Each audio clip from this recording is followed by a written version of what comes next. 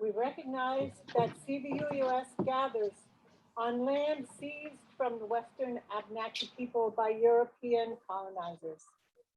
We respect the Abenaki's spiritual relationship to the land and waters of the Champlain Valley. We are committed to building a peaceful and more just relationship with them and to promoting knowledge about their history and culture.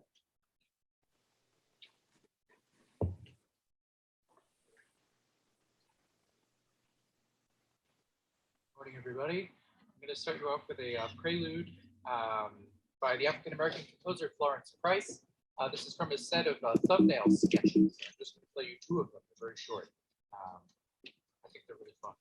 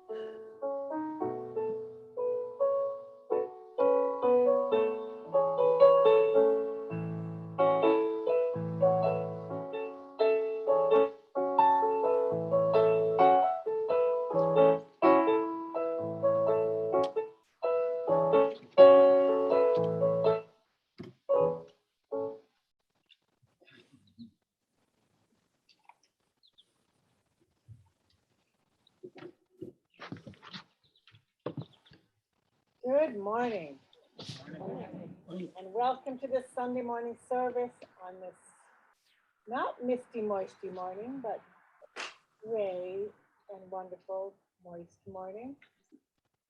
My name is Abby Sessions, and I'm a member of this congregation. This morning I serve as worship associate for a service led by our minister, Barnaby Peter, in which he will reflect on how crucial it is to the survival of CVUUS that we take on struggles that are scary, divisive, and certain to outlive us as individuals. Whether you come every Sunday, occasionally, or are with us for the very first time, whether you are with us in person or on Zoom or watching later via YouTube, we are glad to see you here at CVUUS. If you're watching from home, you can find the order of service on the CVUUS website.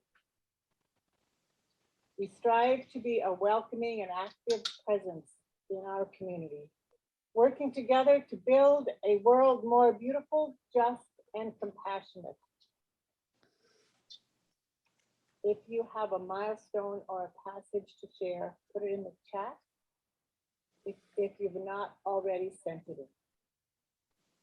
For those of you who are with us in the sanctuary, this would be a great time to turn off your cell phones. Our weekly Zoom coffee hour will happen immediately after the service. Our Zoom broadcasts are brought to you entirely by volunteers, finding our way step by step to provide a worshipful spiritual experience for both those of you in the sanctuary, our outdoor sanctuary, and those at home on Zoom. We especially appreciate the efforts of the tech team on mornings when we are gathering outdoors Since 9 o'clock this morning, people have been plugging and unplugging and lugging and unlugging and preparing for outdoor worship. There are many ways how we connect with each other outside of Sunday morning services. Best way to stay in touch with all the activities, of course, is to read the Wednesday blast sent out by Laura Cermele, our office manager. Here's some highlights to keep in mind. Next Sunday, October 3rd, it's a top walk. There is a CVUUS team. You can donate or join the team by getting information online or speaking with copies. Reunion dinner for the Charter House residents every second Monday of the month. Next meal is October 11th, and Alan Moore is the leader of this endeavor. Small ministry groups are meeting monthly for the most part. The Native Moons group is meeting. For those over 60, meeting every month. And Sunday morning meditation led by Dinah Smith and Colleen Brown continues online. And with that, please join me in reading the words in your order of service while Barnaby lights the chalice. We hallow this time together by kindling the lamp of our heritage. Our call to worship this morning, I found in this wonderful little book, which is in our very own CVUUS library. Thank you, Artley Wolfson. And I'll return it today if you want to explore poems about race, ethnicity, and identity. This poem is called "The Resting Place Makes the Journey Doable" by Reverend Marta Valentine, who is the Professional Development Director now at the UUA. The Spirit moves. The Spirit moves us. The Spirit moves our bodies, our souls, our hearts, our hands, our feet, our heads, our thoughts. The world moves us to prayer, to peace, to live a spiritual life that promotes justice, sustains itself, is multicultural, anti-oppressive, a spirituality that is the wholeness of life, a wholeness handed down from generation to generation by ancestors who keep watch, walk with us, dream with us, push us into tomorrow by pulling us out of yesterday, knowing that our continued journey is never going to be perfect, is always going to demand a resting place to make the journey doable, to carry us full circle from beginnings to endings and back again and again.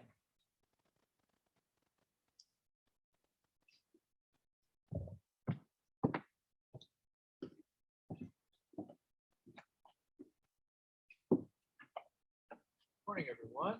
We're going to do something a little different with the time for all ages today. And you might have noticed it's called the Song for All Ages. So we're going to sing a little bit. We're going to kind of lead you through a little warm up to get into your voice this morning, kind of like I do in a choir rehearsal. And then we're going to sing What Wondrous Love Is This together. So it doesn't fly away. So first I'm going to invite you to just sit nice and tall in your chair. And kind of just take a moment to stretch and wake up a little bit. Do whatever you need to do to just kind of get comfy and feel your feet on the floor and just leave a little room in your chest for all the air to circulate through when you're singing.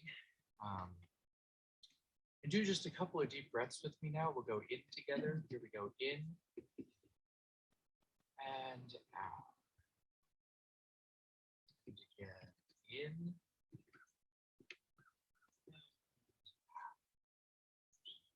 Good, and we'll do one more. And on this one, I want you to inhale some burden that you've been carrying and then blow it out on a hiss.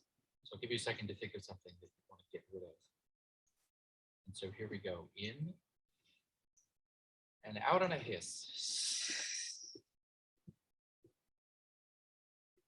And blow it all out. Good. Okay. I'm going to ask us all to just take this one pitch for a second, hum it all together. While we hum, I'm going to play a series of chords and various things on the piano. And I want you to just kind of listen and kind of meditate on what you're hearing and listen to everybody else around you, see what you can hear, and just kind of really relax into the sound. Breathe whenever you need to. Just take a few seconds and then just come back in whenever you need to breathe. So we're all just going to hum here. And then I'll just start playing. Just keep on humming.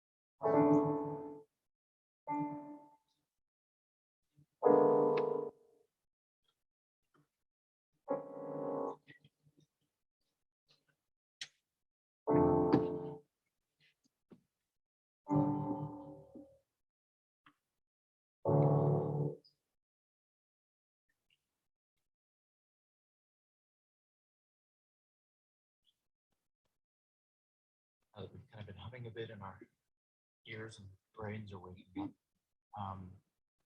We're going to sing What Wondrous Love Is This? So this is number 18 in your hymn books. And if you do have the hymnal in front of you, the words in the program do not match.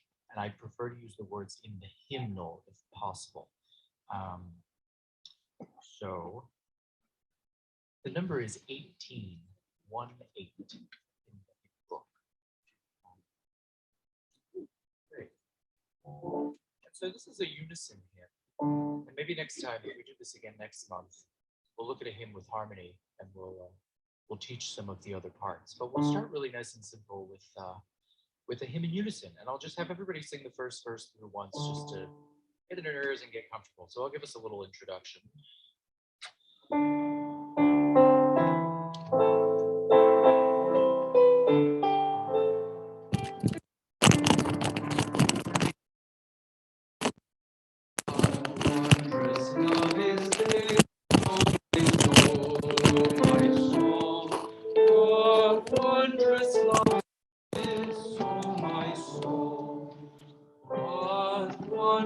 Love is this that brings my heart such bliss and takes away the pain of my soul, and takes away the pain of my soul. Yeah. And so one thing I always like to talk about when talking about hymn singing is to really make all the phrases kind of, work together and really sing through each phrase. What wondrous love is this? Oh my soul, oh my soul. Really kind of just make things smooth and let them flow together. Good. I want to try something now to give us a little listening exercise. So I'm just going to roughly draw a line down the middle of the congregation. It doesn't have to be precise. So there'll be a half on this side and a half on this side. And I want us to actually just keep on that first verse for now. Sing through it twice. And the first time I only want this half to sing. Then the second time I only want this. You just listen to the other half of the group sing while you do that. Just to hear what's going on. So you all on this side will start. And again, it's a rough division. It doesn't really matter. Just pick a side. And then we'll go through again. Sing on the first verse for now. So here we go. And What wondrous love is this, oh my soul, oh my soul. What wondrous love is this, oh my soul. What wondrous love is this that brings my heart such bliss and takes away the pain of my soul, and takes away the pain of my soul. Now going to this side, verse 1. What wondrous love is this, oh my soul, oh my soul. What wondrous love is this, oh my soul. What wondrous love is this that brings my heart such bliss and takes away the pain of my soul, and takes away the pain of my soul. Did you enjoy listening? Sometimes it's nice to just listen. Okay. Well, I won't blabber at you for too much longer, so I'll let you just sing the whole thing through now. And I invite you to try to really keep that same brain of listening while you're singing. Kind of imagine that you were just doing listening while you're singing, and see how that affects your singing. Sure, why don't we now stand? Yeah, that's a great idea. And we'll just sing it through like a hymn, like Without mask, you don't have the mask. yes, if you don't have a mask, you should hum. And I guess I should be wearing a mask. So, whole thing now. Here we go all together. And what wondrous love is this, oh my soul, oh my soul. What wondrous love is this, oh my soul. What wondrous love is this that brings my heart such bliss and takes away the pain of my soul, and takes away the pain of my soul. When I was sinking down, sinking down, sinking down. When I was sinking down, sinking down. When I was sinking down beneath thy sorrow's crown, friends to me gathered around, oh my soul, oh my soul. Friends to me gathered around, oh my soul. To love and to all friends I will sing, I will sing. To love and to all friends I will sing. To love and to all friends, to pain and sorrow end, with thanks unto the end, I will sing, I will sing.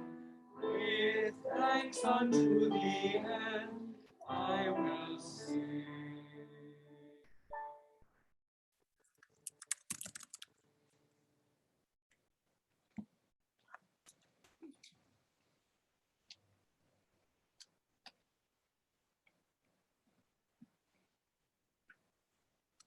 Good morning. So I relit the chalice, and we'll see how long the wind lets us keep it lit. But for those of you who aren't familiar with the chalice, it is the symbol of our denomination's commitment to be of service to others. And when the chalice goes out before we want it to, we just relight it as long as we have the matches at hand. And it makes sense to get a few more minutes of light out of it. This is the last Sunday where we have a chance to share our offering with the Vital Voices Global Partnership.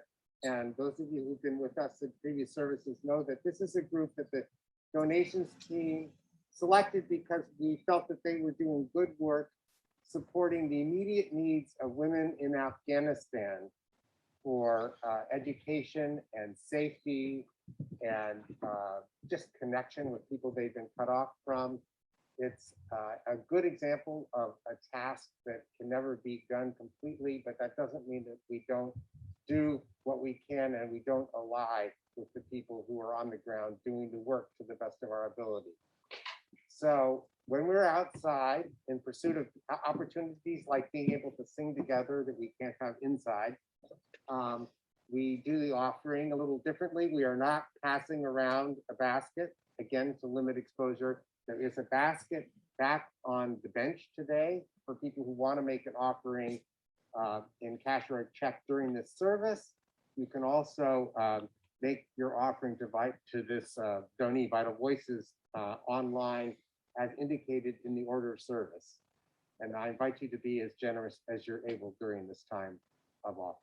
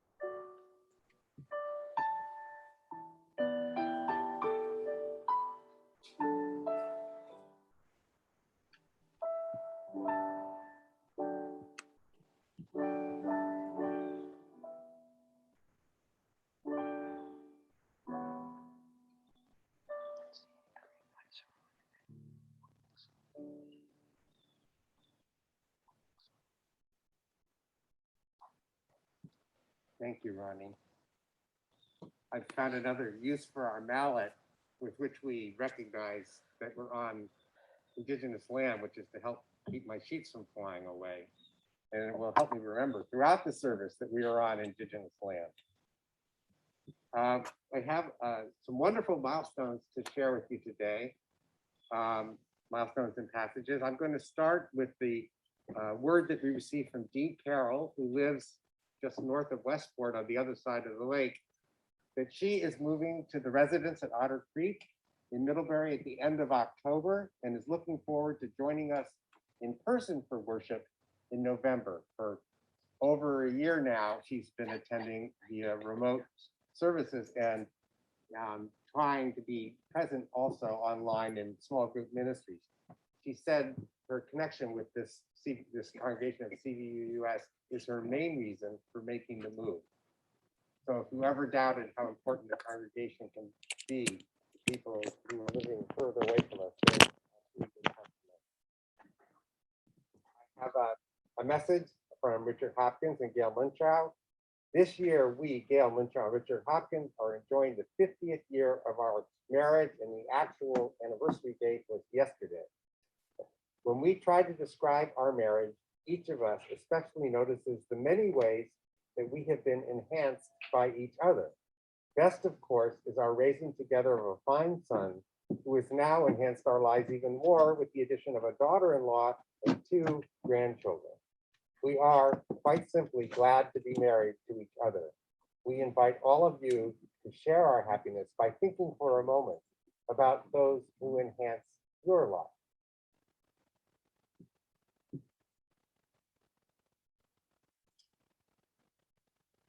What a generous thought to accompany that personal celebration.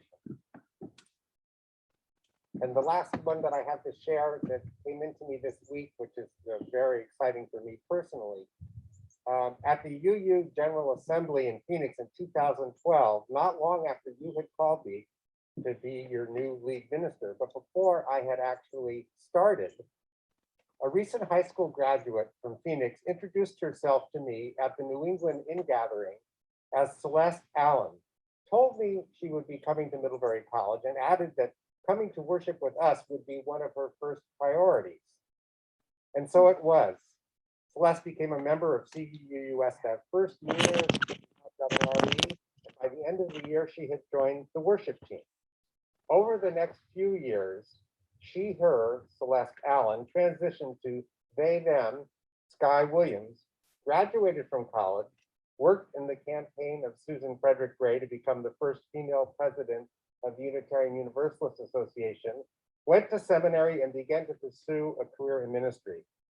Sky went before the UU committee charged with assessing whether a candidate has the qualifications and aptitude to be a UU minister on Friday, and that committee judged Sky to be worthy of preliminary fellowship status, which clears the path for them to enter the search process in which congregations seek ministers. Sky wants me to let you know they are grateful for the love and encouragement CVUUS provided during their college years that sent them on this path. Let me just check to see on Jordan's phone here if any messages have come in from people out in the hinterlands for Joyce and concerns. Except that it's quite reasonably gone into a. There are none, I checked. Okay, good, thank you. Jordan says there are none. So we take a minute now as the sun comes out. A wonderful milestone on the climate front this morning, and allow each of us to get in touch with what's on our heart, the unexpressed joys and concerns that we bring to the surface before we proceed with the rest.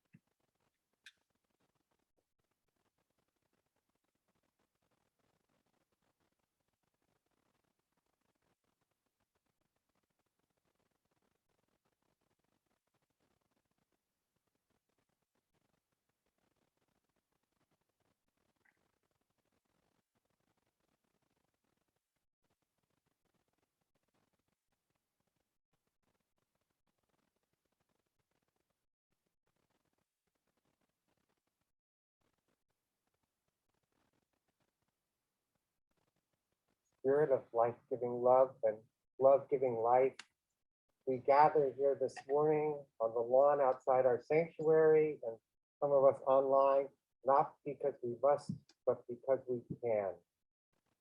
And we make great use of this liberty of conscience and the chance to be together. That's what we do.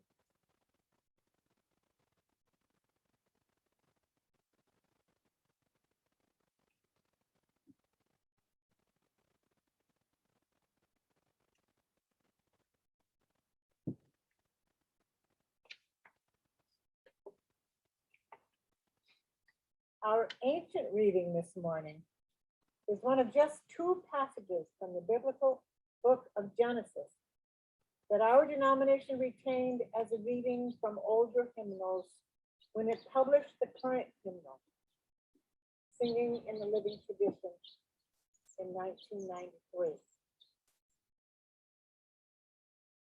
Surely the Lord is in this place, and I did not know it.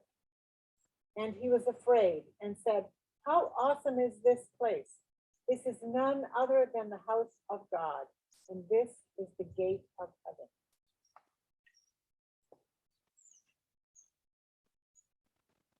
Our modern reading is part of a dissent written by Justice Sonia Sotomayor and supported by Justice Ruth Bader Ginsburg, opposing the 2014 Supreme Court decision in a case called Sept v.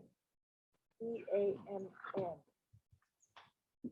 This is one of a growing number of cases in which the increasingly conservative Supreme Court has chipped away at the legality of laws and policies that wholly or partially dismantled the impact of various forms of racism, past and present. In this passage, Justice Sotomayor addresses the argument that the issues in this case turned on the political rights of states and individuals, not on race. We also commented on the position argued by some political and judicial conservatives that racist thinking is reinforced by analyzing and addressing economic and social issues in terms of race. Here is her dissent. Part of her dissent. In my colleague's view, examining the racial impact of legislation only perpetuates racial discrimination. This refusal to accept the stark reality that race matters is regrettable. The way to stop discrimination on the basis of race is to speak openly and candidly on the subject of race, and to apply the Constitution with eyes open to the unfortunate effects of centuries of racial discrimination. As members of the judiciary tasked with intervening to carry out the guarantees of equal protection, we ought not sit back and wish away rather than confront the racial inequality that exists in our society.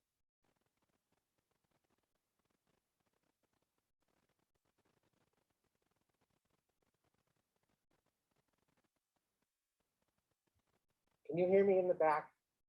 Speaking to the mic, great, thank you. Last week at our water communion, we enjoyed a beautiful few minutes during the milestones and passages section, installing the current board and thanking them for taking on that leadership role. As I told you of the plan, and at the same service, I told you of the plan the board and I have agreed upon, that barring unforeseen circumstances, I will be retiring 2 years from now at the end of my 11th year as your minister.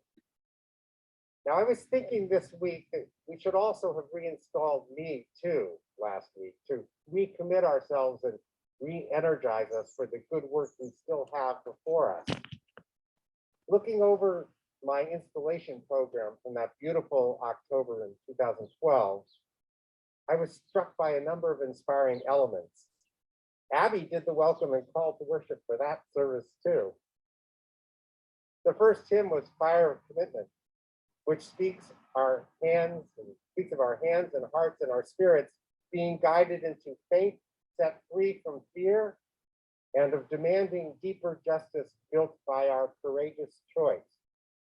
Jim Burnett was president of the congregation at the time, and speaking to me for the congregation, he said, "We would have you demonstrate by your example as well as by your teaching the way of calm and courageous life. We would have you call attention to the evils and failures of our lives. We would have you lead us in a mutual quest toward a greater understanding of the religious life." None of it, not the hymns sung that day or the words spoken, said, "unless there is a pandemic." None of it said, "in case of pandemic, it will be enough for you to help us comfort each other in worship, fashion some moments of beauty and gratitude, and maybe give us a break from the stresses of daily life." And so today, I'm going to take a chance that you still want me to push you, to push us together, to courageously try to make the world better. I'm going to bring us back to talking about racism. Like Justice Sotomayor in our second reading, I'm going to say, folks, we have to talk about this and we have to address it. It's in our history and it's in all of our lives today, no matter how often people try to disguise what's going on, even from themselves, by saying that's not the real issue here, or it's racist to even talk about racism. Thank you, Abby, for reading Justice Sotomayor's words and for those from the Bible. It's wonderful to have you here after all these years, still welcoming all of us and now serving as head of the worship team. Your ongoing service to the congregation, like that of so many people who are here today, is what gives me the strength to say what I believe needs to be heard, even when I know some people are going to hear it as an accusation that we aren't doing enough, instead of how it's intended, as a loving, hopeful reminder of the kind of thing we pledge to do together. The first reading is an excerpt from the story of Jacob. who has just awoken from a deep sleep in which he has dreamed of a ladder reaching to heaven. In the Bible story, angels are going up and down the ladder, up and down the ladder constantly. And Jacob has dreamt that the God of his father Isaac and his grandfather Abraham is right there beside him. This God has promised that his offspring will spread across the earth in all directions and be a blessing to all families. And this God has promised to keep Jacob company at all times to make sure that this amazing vision of the future is fulfilled. Jacob is overwhelmed. The dream is so vividly fresh in his mind and such a contrast to the fairly barren landscape around him. And perhaps Jacob is also a bit groggy. After all, the Bible tells us he's been sleeping on the open ground with a stone for his pillow. And that's where our reading begins with the words, "Surely the Lord is in this place, and I did not know it." And he was afraid and said, "How awesome is this place? This is none other than the house of God, and this is the gate of heaven." Now, I had Abby mention that this passage is in our hymnal, but that's not exactly true. The version in our hymnal, which is in the section titled Opening Words, leaves out the words, "and he was afraid and said." In other words, it goes straight from, "Surely the Lord is in this place and I did not know it," to, "How awesome is this place?" There is no hint that those who published our hymnal in 1993 felt that UU's reciting opening words should feel so awed by the mystery of what we are called to in church that we should be uncomfortable, even afraid. Maybe we shouldn't be surprised by that. As a lifelong UU, I can assure you that our denomination was ambivalent about uses of the Bible in worship and God language in general long before the 1990s. When UUs trot out the Bible, the goal is usually to welcome and lift us up by emphasizing the positive, even if it requires leaving out some language or changing some language. But I think leaving the fear out of this part of Jacob's story is a good example of unintentional truth-telling about us. We are all too often a religion that is soft to the point of dishonesty. We are not being gentle with ourselves out of compassion, I believe, but out of fear that we will drive too many people away by being honest about the demands of our lofty aspirations.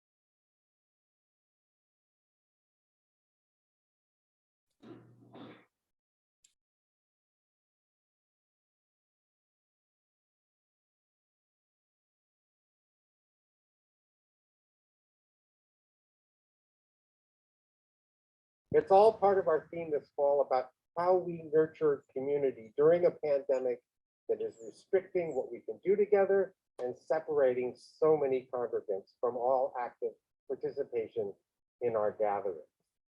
And I want to at this point thank Poppy and Jess Rouse for trying to start up a kids program this Sunday at a time when so many families are staying away because certain members of the family aren't eligible for vaccination yet. This is going to be a true if you build it, they will come, or if you rebuild it, they will come process with our RU program.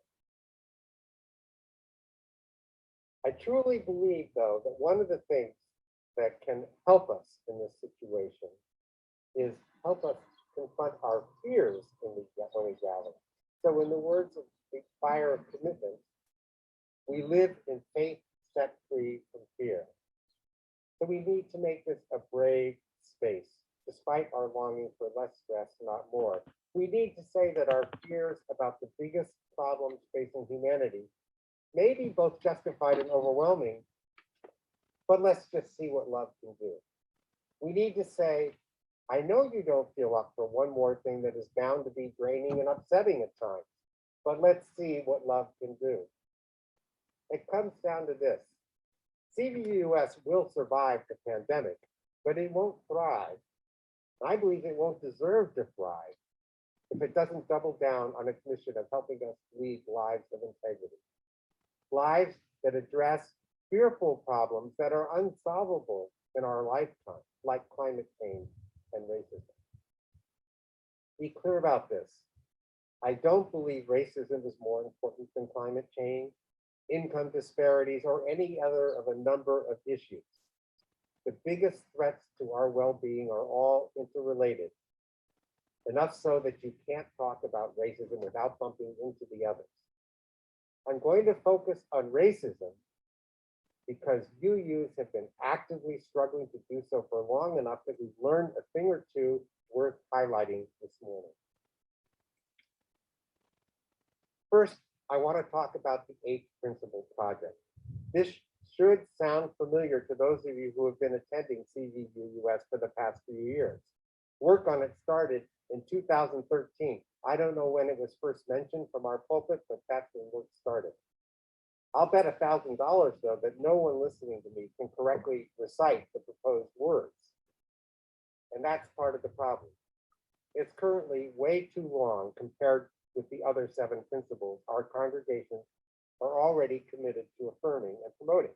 Instead of that first principle, picky focus on the inherent worth and dignity of every person, or the second principle, spotlight on justice, equity, and compassion in human relations, or even the slightly wordier pledge of respect for the interdependent web of existence of which we are a part, which is in the 7th principle. The 8th principle, the proposed 8th principle, really rambles. It talks about, quote, journeying toward spiritual wholeness by working to build a diverse, multicultural, beloved community by our actions that accountably dismantle racism and other oppressions in ourselves and our institutions. Now, this language, or something like it, is going to come up for approval at the UU General Assembly in 2023, and if it passes then again in 2024, before it becomes accepted as a principle for the denomination. Many congregations have already adopted it locally. Poppy and I have made a commitment to each other last spring to make a real effort to lead CVUUS in that direction this year. So I want to take a minute to just break down that 8th principle for you. What are we saying we would affirm and promote? First, that we are journeying towards spiritual wholeness in a very specific way, not just generally. That way is building a diverse, multicultural, beloved community. Beloved community being the shorthand version of the world Dr. Martin Luther King Jr. envisioned for the future. So already this proposed principle is doing something radical in the history of our overwhelmingly white denomination. It is centering a vision of what we are for that was popularized by a Black man viewed by many as increasingly subversive at the time he was assassinated. But this proposed principle is just getting started at this point. It goes on to prescribe how we will build beloved community. We will do it through our actions that accountably dismantle racism and other oppression. In other words, we are clear about what we are against, not just racism, but all the oppressions to which it is related and with which it interacts. This might include, for example, the impact on all poor people, including marginalized poor white people, of oppressions that tend to hit Black people harder because of the injustices baked into our lives by racism, like climate change or limitations on women's control over their own pregnancy. And finally, this proposed eighth principle says we will do this in ourselves and our institutions. In other words, we have learned that racism festers differently in individuals than in institutions and needs to be dismantled in both in different ways. So there you have the whole proposal.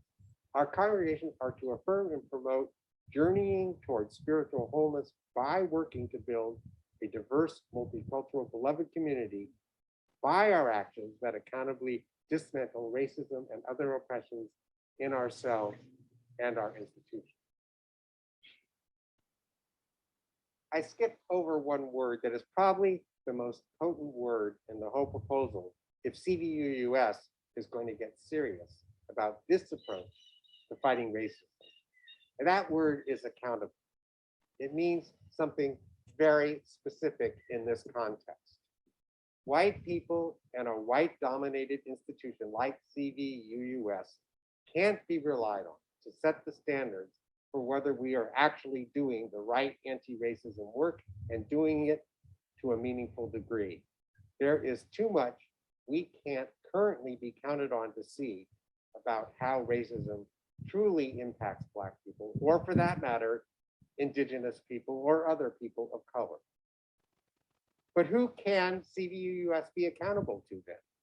It is not fair, kind, or even reasonable to ask any of the small number of our congregants who identify as Black, Indigenous, or people of color to judge our progress toward the actions called for in the eighth principle, or indeed any other kind of anti-bias work. If our Black congregants were to take it upon themselves to organize into a group to guide us in anti-bias work, I would be supportive, but I would also be very worried about their welfare.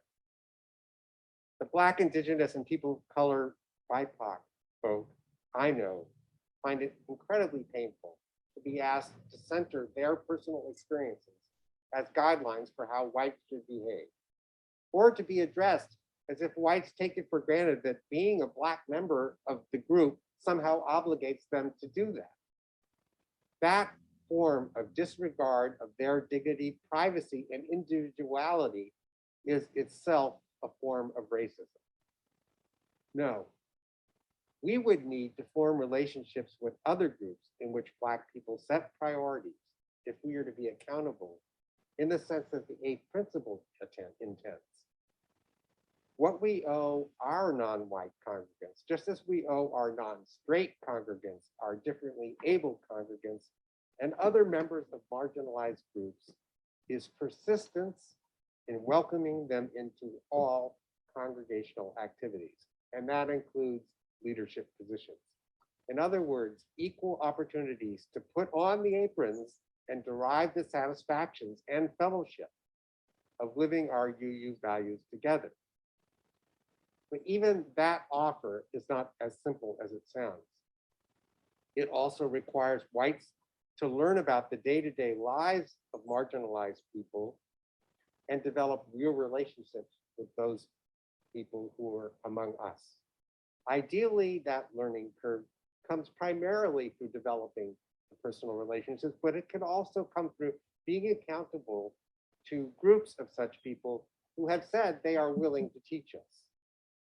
Only with that kind of knowledge and guidance will it become second nature for us to change behaviors that have racially unequal impacts that we might not otherwise recognize. So that what we advertise as equal opportunities really are.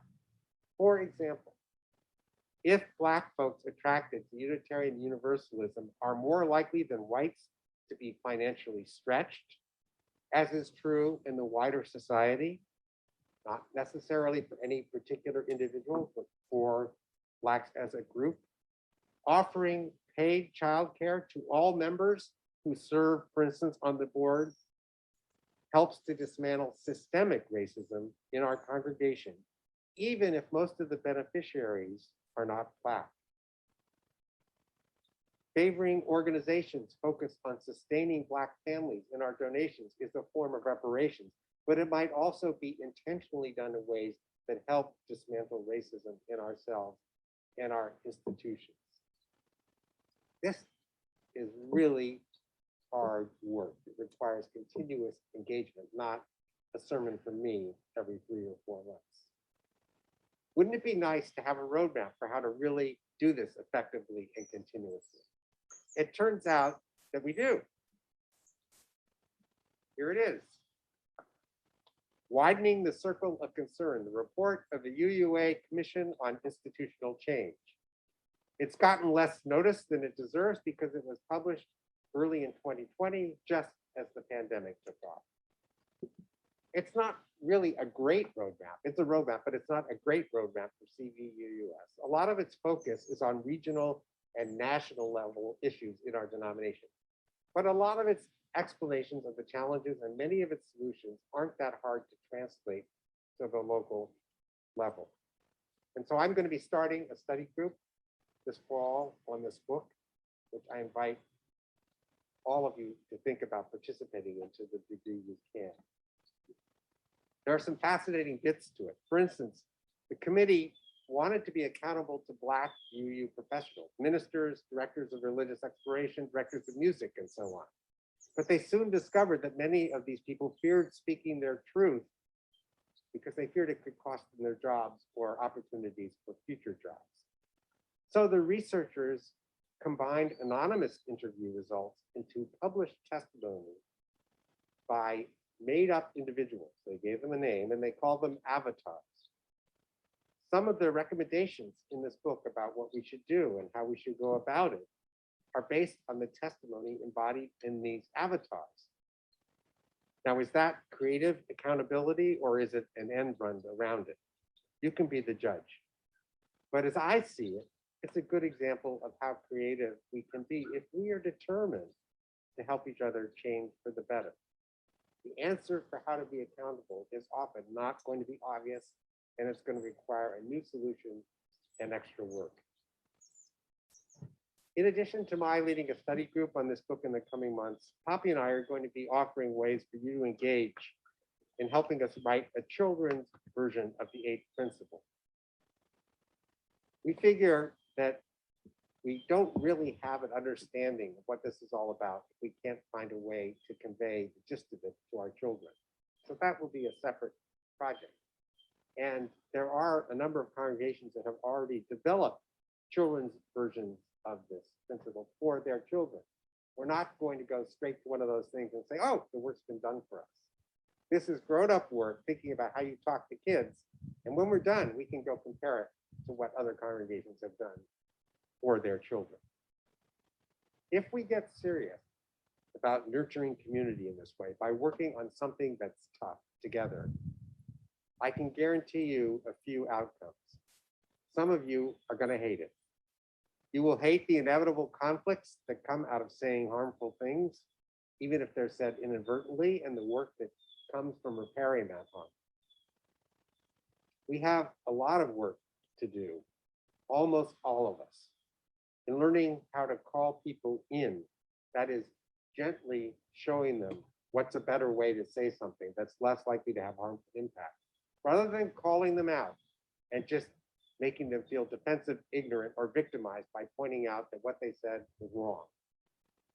Some of you will be frustrated by how much talk there is, or a feeling of action with results starts to appear. You might be tempted to drop out of CVUUS and work more closely with something like the Rutland chapter of the NAACP.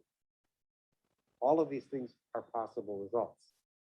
But I also think that if we keep at it, we will begin to see racism so constantly in all the little ways that Black people experience it day in, day out, that the overwhelming white majority in this congregation will become less paralyzed by shame and guilt.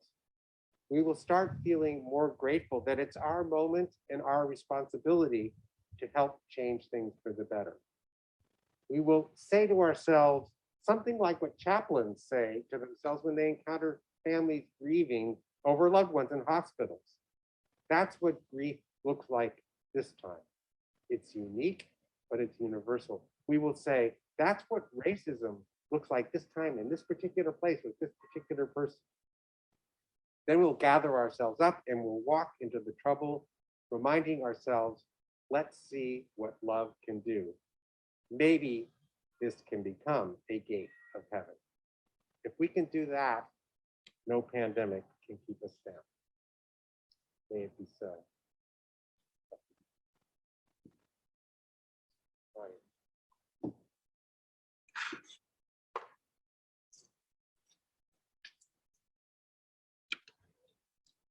Okay, I'm going rogue and adding another hymn. We're going to sing number 299. Make channels for the streams of love.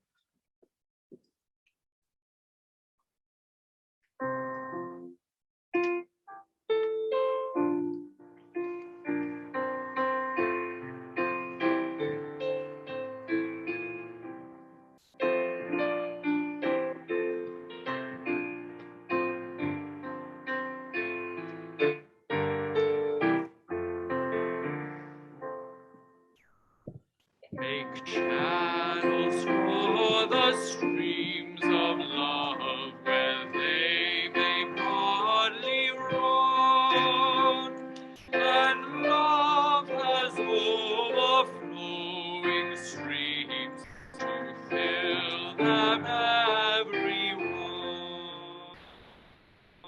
But if at any time we cease such channels to provide, the very founts of love for us will soon be parched and dry. For we must share if we would keep this gift all else above. We cease to give, we cease to have. Such is the Lord of love. As you go forth this week, remember that you have many, many gifts to give. This is an amazingly talented and gifted group of people. But one of the most precious gifts of all is your attention. Attention to things that aren't always comfortable, but which you know are important.